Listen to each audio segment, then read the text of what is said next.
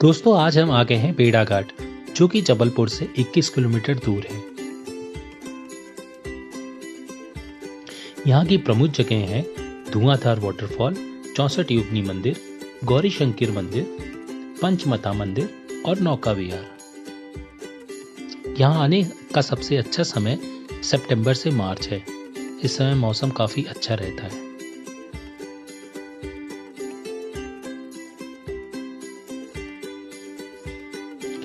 Jabalpur railway station सभी प्रमुख शहरों से जुड़ा हुआ है, तो आप यहाँ आसानी से ट्रेन पकड़ के आ सकते हैं।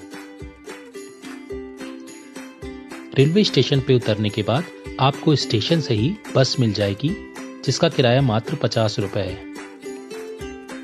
ये करीब करीब 1 घंटे के अंदर आपको बेड़ा घाट पहुंचा देगी। बेड़ा घाट में आपको उतरना है सबसे लास्ट स्टॉपेज पे, जिसका नाम है धुआंधार वाटरफॉल। इस तरह से आप नौका विहार सबसे आखिरी में करेंगे, जो कि शाम का वक्त होगा। शाम के वक्त नौका विहार का आनंद ही अलग है।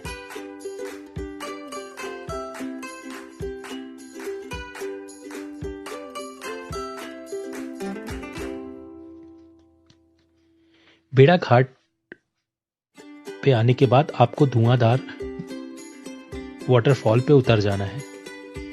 वहां से करीब आपको 1 किलोमीटर पैदल चलना होगा।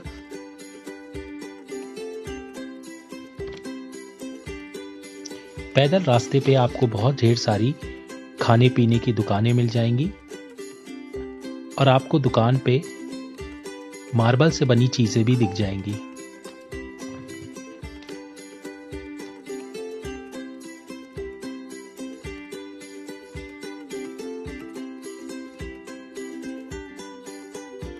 नर्मदा नदी के नीचे एक बाणलिंगा नामक पत्थर मिलता है, जो कि शिवलिंग के आकार का होता है। इस कारण से यहाँ पे दुकानों पे काफी शिवलिंग दिख जाएंगे आपको।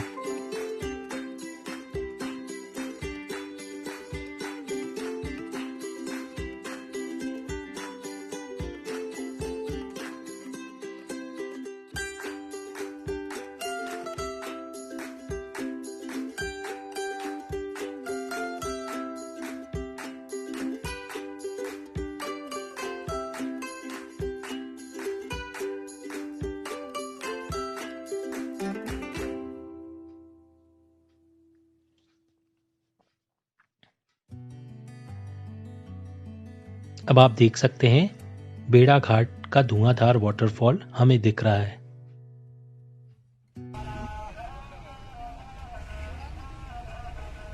वाटरफॉल से कुछ ही पहले हनुमान जी का मंदिर था, जहां पे संत जी कीर्तन कर रहे थे।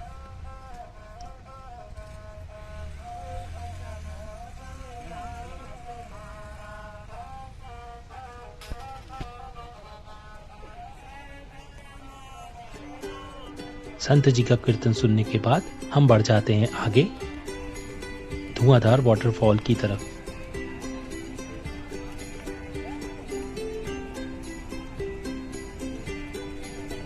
वाटरफॉल पे पहुंचने के बाद ही मैंने नर्मदा जी को प्रणाम किया और देखा कि यहाँ का पानी बहुत ही ज्यादा स्वच्छ था। नदी को इतना स्वच्छ देख के मुझे बहुत ही आश्चर्य हुआ।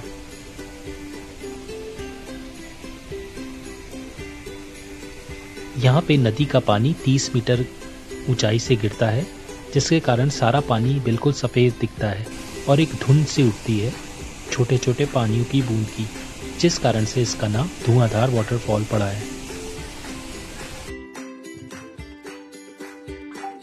मत्स्य पुराण के अनुसार नर्मदा के सारे घाटी बहुत पवित्र माने गए हैं और ये भी माना जाता है कि ऋक्षा पर्वत पर शिव जी तपस्या कर रहे थे, तो उनके पसीने से नर्मदा जी का उद्गम हुआ, जिस कारण से नर्मदा जी को शिव की बेटी भी कहा जाता है। पानी इतना साफ था कि आपको स्नान करने का जरूर मन कर जाएगा, लेकिन स्नान करने के लिए आप थोड़ा आगे जाके स्नान करें, जहां पे घाट बने हुए हैं, क्योंकि वाटरफॉल के आसपास स्नान करना बहुत ही खतरनाक हो सकता है।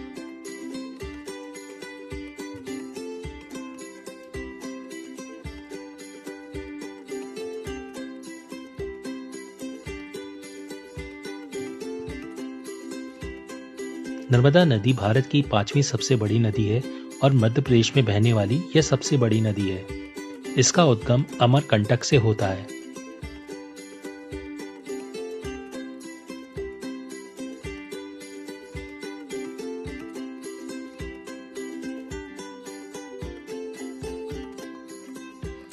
यहाँ पे हमें एक सज्जन मिले जिनका नाम देवा था।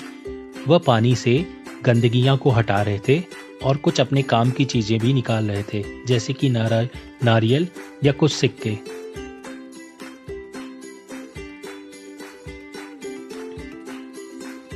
इनसे बातचीत करने के दौरान हमें पता चला कि जबलपुर में 1 और 2 रुपए के सिक्के रोजाना वस्तुओं खरीदने के लिए इस्तेमाल नहीं कर पाते, क्योंकि दुकानदार उनको लेने से इनकार कर देता है। यहाँ पे केबल कार की व्यवस्था है जो आपको नदी के एक छोर से दूसरे छोर ले जाती है। आगे चल के आता है गौरी शंकर मंदिर और 64 योगिनी मंदिर। यह मंदिर बहुत ही पुराने हैं और इसका रखरखाव आर्कियोलॉजिकल सर्वे ऑफ इंडिया करता है। यहाँ पे आपको कुछ सीढ़ियां चढ़ के ऊपर जाना पड़ेगा, जो कि थोड़ा थकान भरा हो सकता है। इस वृत्ताकार मंदिर को 64 योगिनी मंदिर कहते हैं। इसमें प्रवेश के 2 द्वार हैं। बलुआ एवं ग्रेनाइट पत्थरों के संयोग से निर्मित इस मंदिर की योजना और बहुत अनूठी है। इसमें 64 प्रतिमाएं हैं, जिसमें 64 योगिनियां एवं अन्य देवी देवताओं की प्रतिमा है। प्रतिमाओं पर 10वीं ईस्वी की लिपि में देवियों के नाम खुदे हैं। इस 64 योगिनी मंदिर के आंगन में स्थित है गौरी शंकर मंदिर, जिसका निर्माण छेदी महारानी हरला देवी ने अपने पुत्र नरसिंह देव के राजकाल में 1155 ईस्वी में किया था। गर्भगृह की बाहरी दीवारों पर लगा शिलालेख बताता है कि महाराजा विजय सिंह की माता महारानी गोसल देवी नित्य पूजा पाठ यहाँ किया करती थी।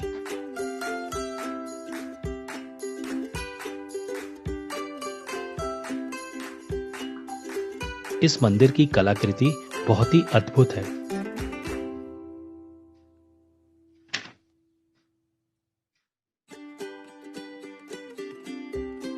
यह मंदिर ऊंचाई पे होने के कारण बेड़ा घाट का पूरा दृश्य बहुत ही सुंदर दिखता है।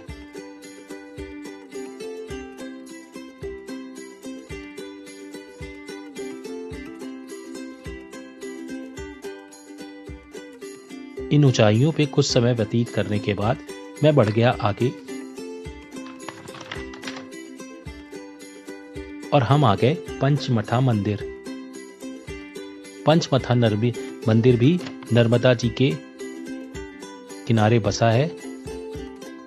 बना है और यहाँ से बेड़ा घाट का बहुत ही सुंदर दृश्य दिखता है।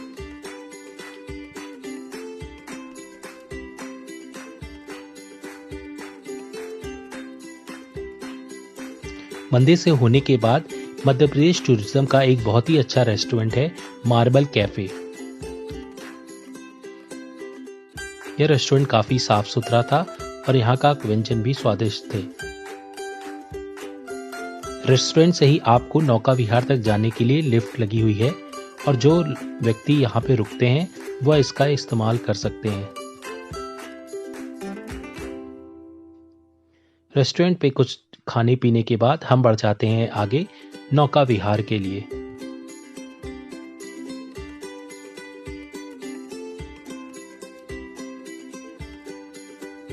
नौका विहार प्रवेश द्वार से आपको सीढ़ियों के द्वारा नीचे जाना होगा।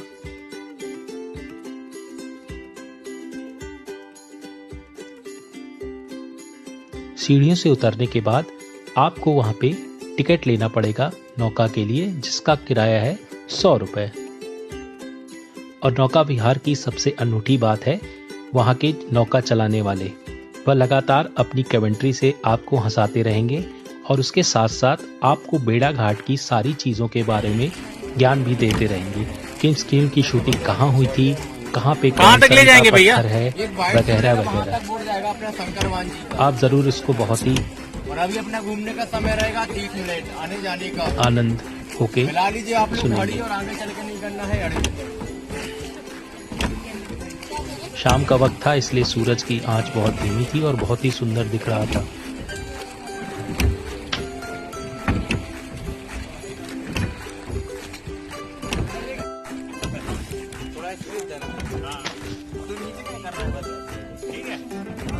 इधर चारों तरफ का बना ये देखना आप लोग सारे को देखना, नेचुरल भोलेनाथ ब्लैक और मानते हो तो जोड़ लीजिए हाथ, यही है बम बम भोलेनाथ।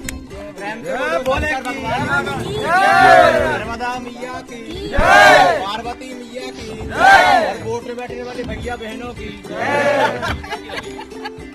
जोड़ लीजिए हाथ, यही है बम बम भोलेनाथ। और जो नहीं जोड़ता हाथ उनके बाहर निकल आते दांत।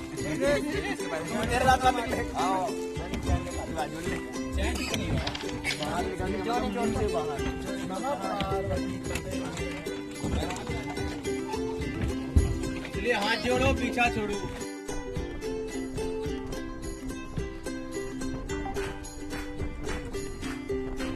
तो दोस्तों, इसी के साथ हमारा भेरा घाट का सफर खत्म हुआ और मुझे रिटर्न के लिए भी बस मिल गई जबलपुर के लिए, जो आपको डायरेक्ट स्टेशन पे उतार देगी।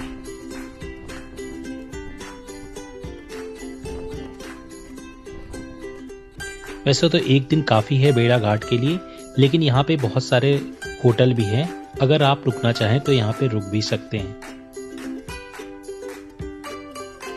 जबलपुर पहुंचने के बाद मैं एक रेस्टोरेंट गया जिसका नाम था इंडियन कॉफी हाउस। अगर आपके पास समय हो तो आप जबलपुर में इस रेस्टोरेंट में जरूर जाएं। ये एक बहुत ही अच्छा रेस्टोरेंट है।